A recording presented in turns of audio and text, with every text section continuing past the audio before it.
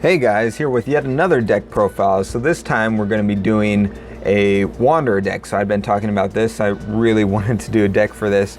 I actually have like 4 deck ideas. I have them all written down. So it's just a matter of, this is the one that won out for now. That's the most viable, but we'll see. I'm going to be figuring out some other stuff to do with those other ones. So stay tuned for those if I ever figure something out with them. But for now, this is what I have. This is the most straightforward Wanderer deck that probably, but has a lot of potential, I think. So yeah, we'll just start right on out.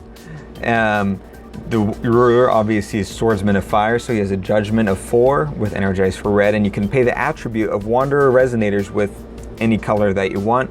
And Wanderer Resonators you control gain first strike just passively, so that's pretty awesome.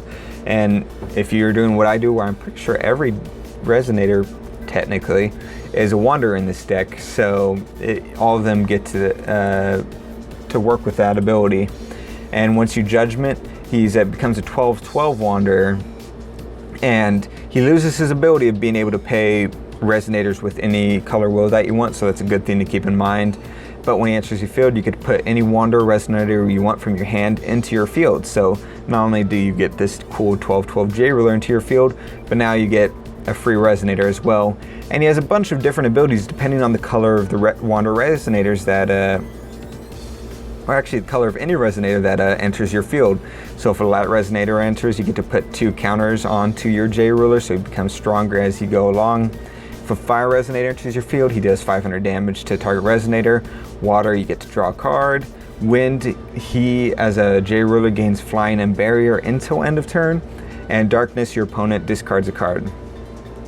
And that works with a dual color Resonator. So if you have a blue-red Resonator that enters your field, you get to draw a card and deal 500 damage to a Resonator. So that's really awesome. So you get that right away once he flips, and you get that free Resonator. You get to trigger whatever effects it triggers and just keep comboing off of that, assuming he survives long enough. The stone deck, kind of weird for me right now. Figuring it out kind of, but this is what I have right now. Is I run 4 Magic Stone of Blasting Waves, obviously to produce red green as the main colors in this deck.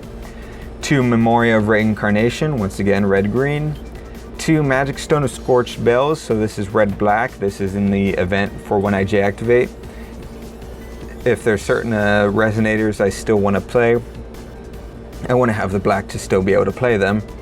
And 2 Magic Stone of Deep Wood, which produces blue green. Same idea. Yeah, pretty straightforward, and yeah, I don't know if I fully like that, but we'll see. So going into the deck, we'll start with Chance once again. I run 2 High-Speed Dash.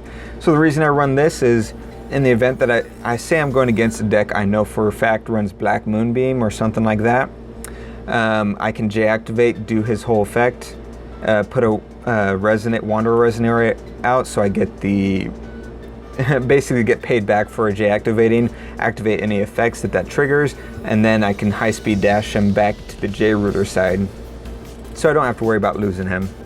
I can also do it in response to stuff, so say I block a Resonator with him, thinking I'm strong enough, and they buff or lightning strike or do something to kill my J-ruler. In response, I can high-speed dash, flip him back over, and reassess the situation, and so it's pretty cool to have, I think. I run 3 Foment of the World Tree, so 2 costs where you put any number of cards from your hand to the bottom of your deck, and then draw that many +1 and gain 800 life.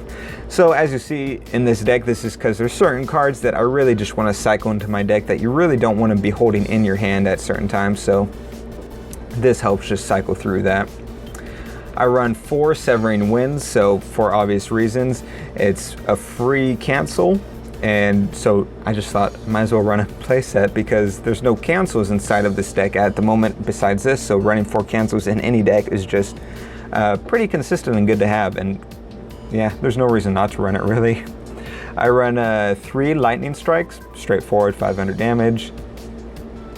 And 3 Words of Scheherazade. It's a 1 cost where you can search your deck for a Wanderer Resonator, reveal it, and put it into my hand.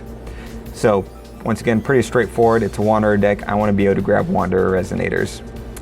And so I run 1 edition in here. So I run 4 Interdimensional Space. So this is the edition that goes with Wanderer deck, essentially. It's a 2 cost. And the reason I run 4 of it, because I think it's a really good card. I know some people disagree, but And it makes it so you can play 1 void less to J-activate your J-ruler, that's a Wanderer, 1 void less to play Wanderer Resonators, and all Wanderer J-Resonators you control passively gain +4/+4.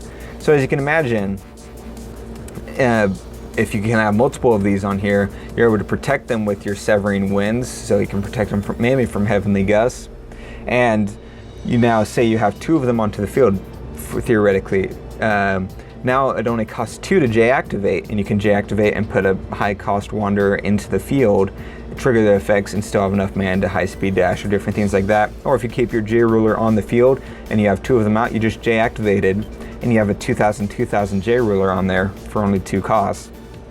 And a lot of the Wanderers in here, or not a lot, but a couple of them suddenly cost 2 void less, so instead of being a 4 cost, it's a 2 cost. Instead of being a 3 cost, they're a 1 cost, as you'll see.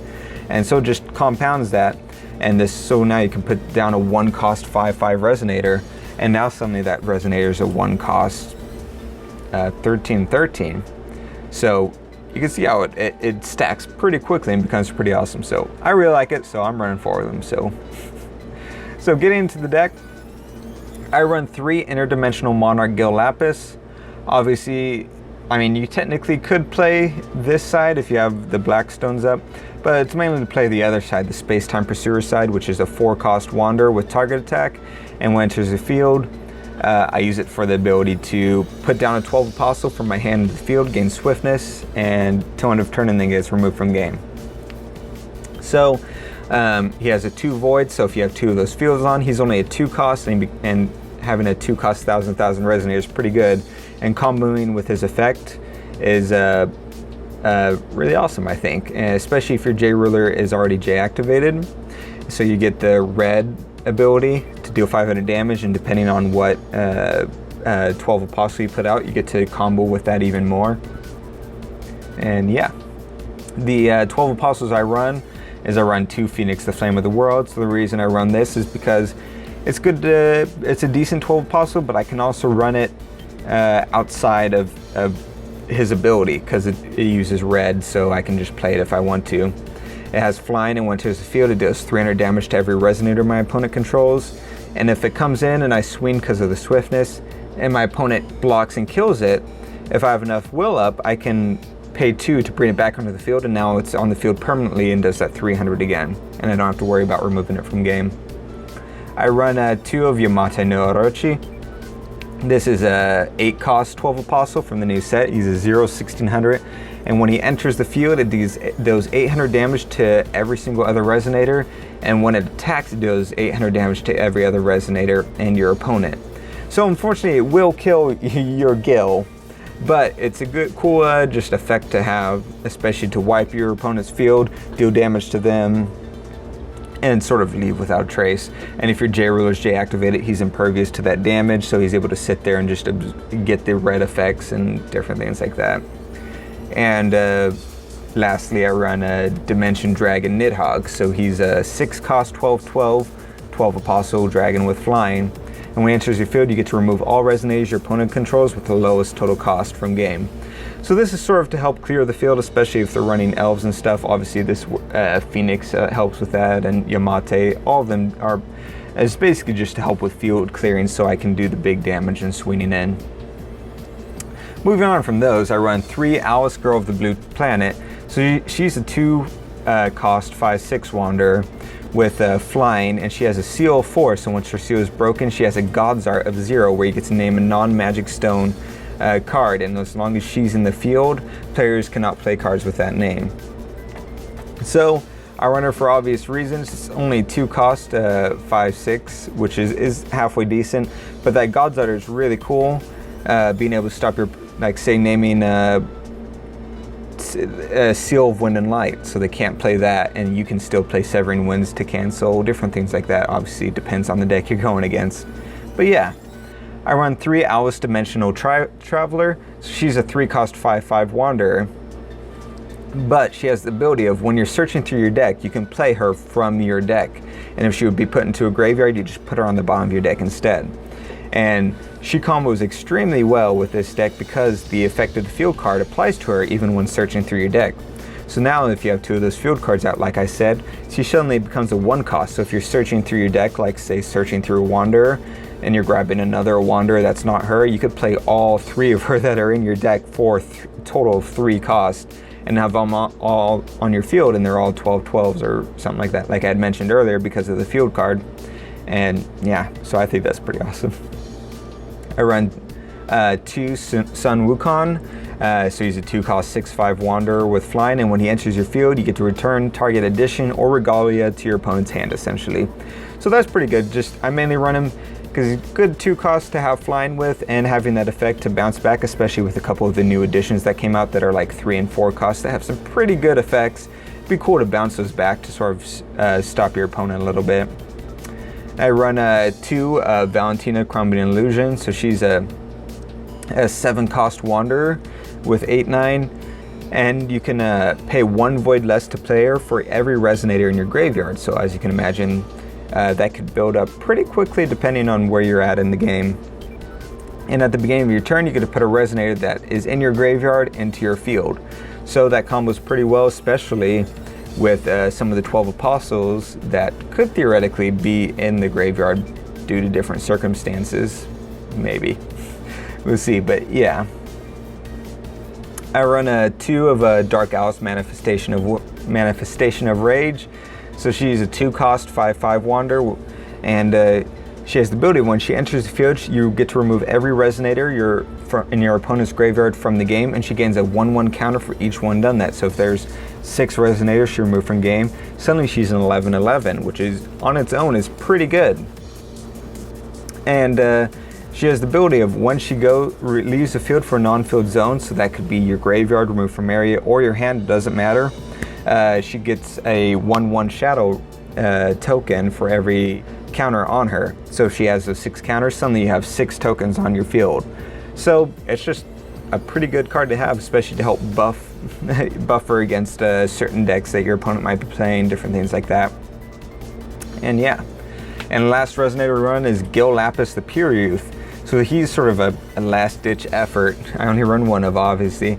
6-cost 1,000 Wanderer, and when he enters the field, your opponent chooses a card, and you destroy every single non-magic stone card your opponent controls and you control, except for the card they chose and himself.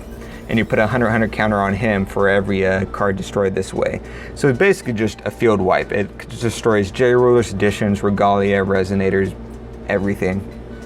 And this especially helps with those huge ramp-up decks, different things like that, to just, once you get to that turn 6, or earlier, obviously, you can J-activate and put him onto the field, although it will kill your J-Ruler, but you could combo and J-activate and high-speed dash your J-Ruler back over before his effect fully takes place. But I'm getting sidetracked. Basic idea is he field wipes and becomes strong, and just good to have. So yeah, that's my Wanderer deck I have right now. I really want to try it, so we'll probably have a video later on of me trying it out and seeing how it goes. And yeah, let me know what you guys think about it. If you want to see the other variations I have, basically replace about half the deck with completely separate idea of how the deck is going to work. So if you want to see that, I can get into that, or if you'd rather just see gameplay of those different deck ideas to see if they're any good, I can do that as well. But yeah, see how this deck works out.